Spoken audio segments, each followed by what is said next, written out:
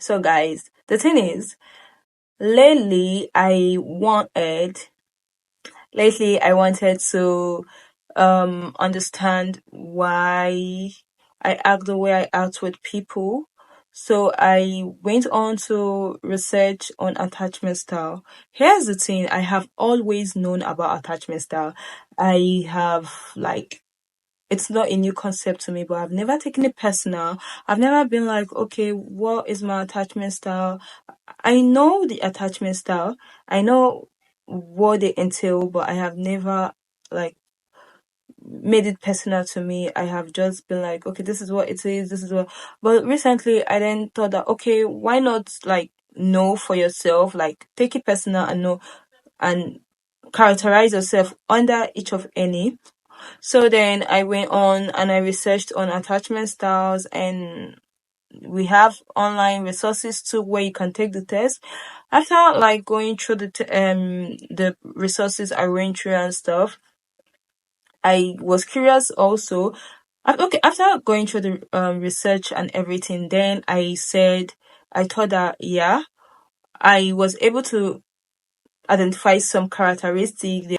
I was able to characterize myself under a certain spectrum of attachment style. But then I was still very curious, so I decided to take the test. Well, this video, I feel like this is something that each of us should know, and I think that is something that is very important because I know that I can't just be the only one that is having a dysfunctional, or I can't just be the only one that is having an unhealthy relationship. This is something that happens to like basically everyone. So that is why I feel the need to share this with you. So if you have thought that okay, this is how my relationship has been going with people, you feel like your relationship has a pattern, or like there are certain categories of people you meet, I don't think it is about them. I just feel like it is about you.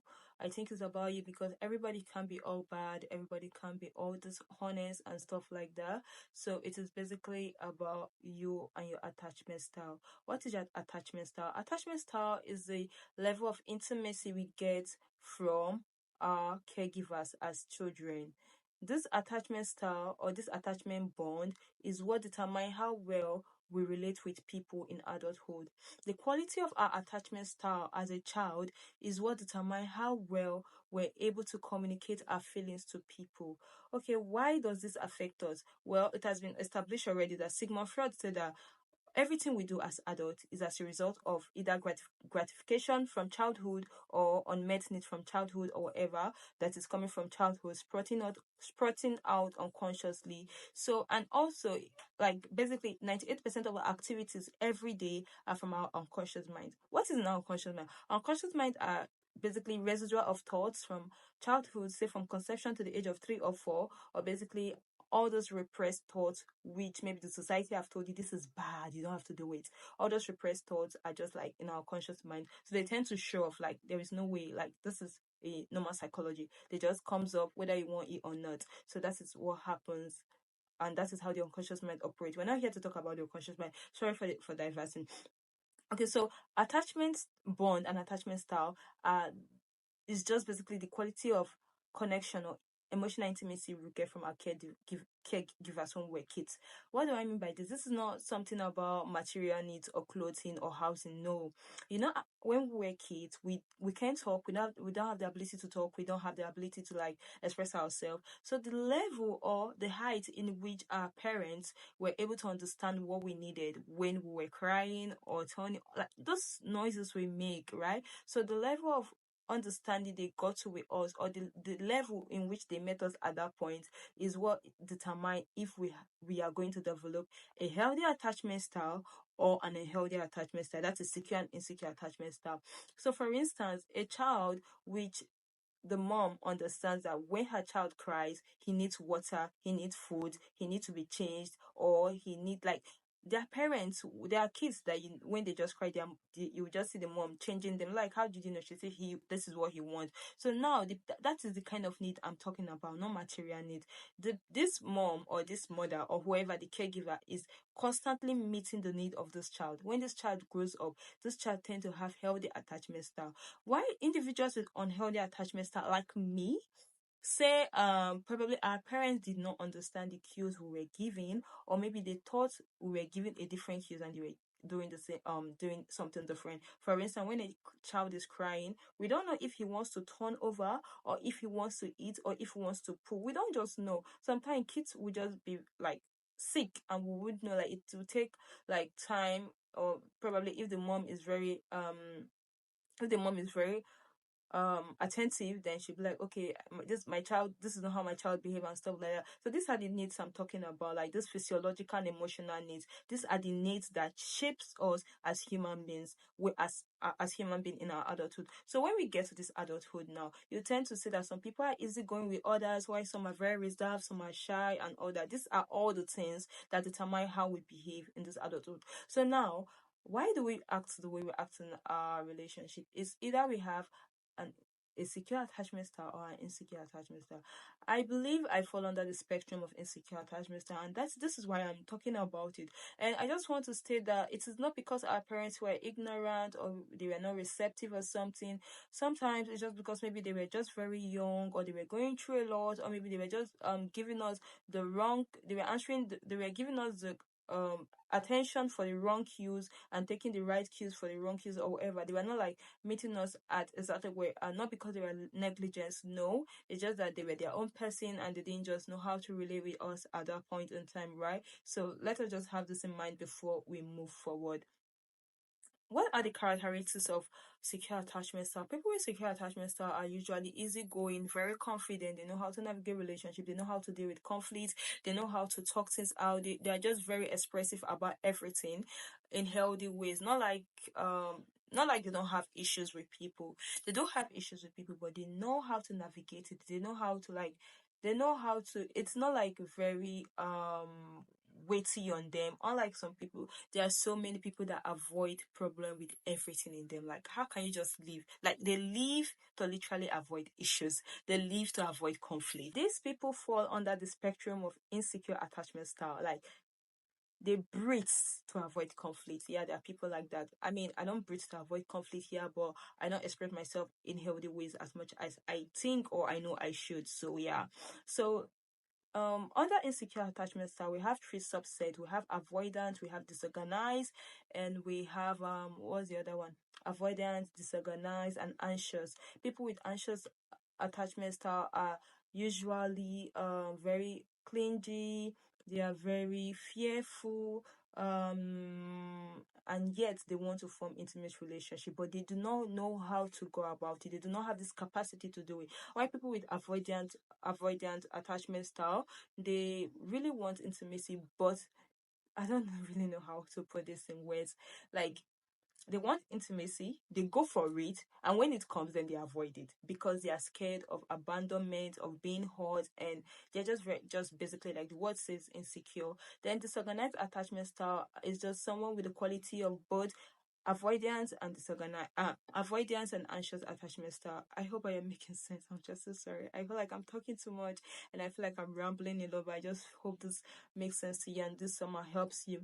So basically, people that falls in this spectrum of attachment style, it is quite difficult for us to navigate relationship. It is quite difficult for us to trust people. I mean, like, I have profound insecurity issues. I mean, like, so well, that is just it. So people with this attachment and insecure attachment style, they do not know how to like really express themselves, but they want to. So now, what is the way forward if you have an insecure attachment style? Yeah, yes, it is possible to change your attachment style, but you need the work. First of all, like what I did, recognizing your spectrum, I was curious and I went and I researched and I did what I did, and now at least I know that okay, this is why this is like this, and this is why this is not like this, and this is why I feel this way towards people. It is not about them, it is about me, right? So now I have been able to establish this. After establishing this, now what else do? I tend to develop habits around the things I want, like say healthy communication, being able to express yourself. Like I said, it is subconscious. Like, I mean, I don't have control over it, but like I just have to know that okay, sometimes I give myself prompts when I give myself prompt when I realize that yo, you're supposed to speak up. And then I feel like if I speak up at this point, it's going to be awkward. Then I give myself prompt. I'm like, okay, yeah, this is it. Like, I just speak back to my unconscious mind. I give my unconscious mind, since it can reiterate with later, because the information it's working with right now is not like information I want it to work with. So when I get to this point where like I'm like, yo, I'm supposed to do something at this point, I'll then give myself prompts like, okay, next time if this happens, this is how I want you to act, this is how I want you to behave. And it's just like basically working somehow. It's not a destination, but it's a work in progress, and that is just what it is. I try to develop healthy relationship. When I get angry, if I can't talk about it now, I just try as much as possible to get to it back later and stuff like that.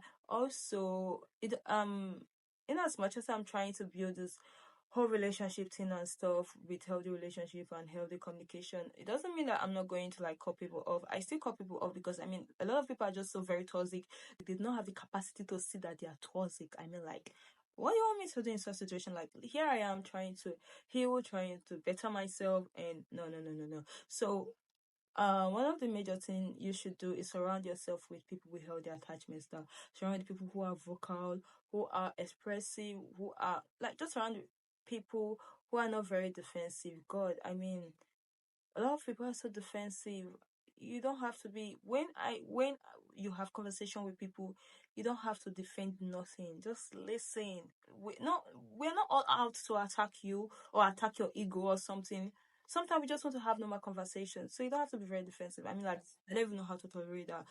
Avoid people that are very defensive. It is like, I do not know how to put this in words, but it is very unhealthy for people with insecure attachment style. So that's just basically what it is. I don't know if this video has been helpful for you. So what I'm going to do, I'm going to put the link of my resources down in the video, and I'm going to put the tests I took. I wanted to say tests. I took more than one test. So I'm going to put the text and the description below for you. So if it could help you, because I mean, I don't think I have helped you in any way.